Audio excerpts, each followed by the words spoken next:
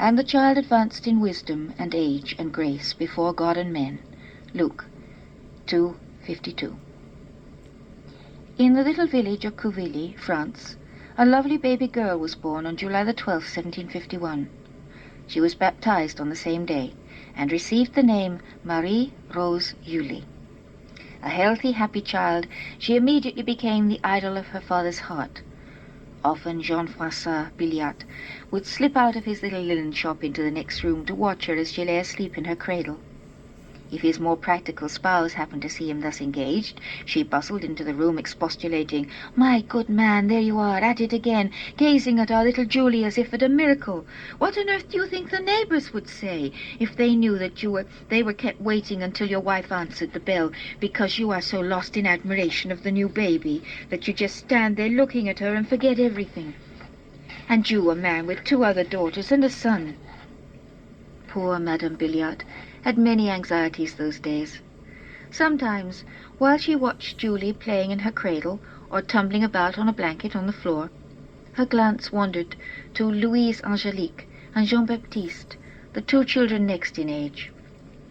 "If only they had some of her strength and vitality," she would murmur. Already her mother heart sensed that they were soon to join their 2 sisters, who some years before had died shortly after their baptism. Then back to the sturdy little legs kicking in the air her glance would go, and joy would dispel her gloomy thoughts while her lips formed the words, "What God wants is always best."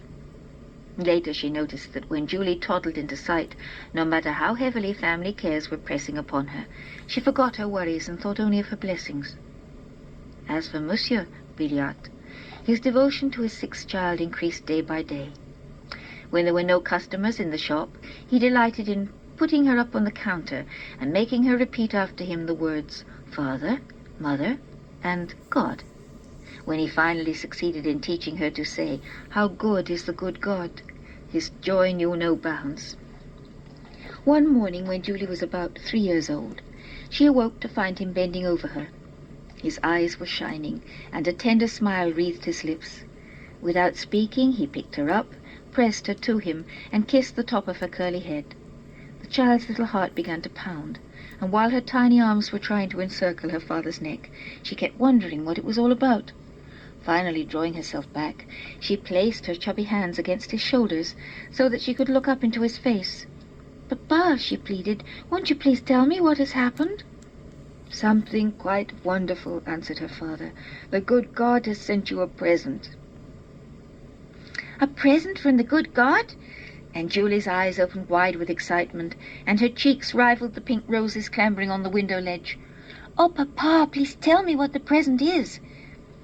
"He has sent you a playmate, a baby brother," answered Jean-François, putting the child down on the bed so that he might watch her reaction.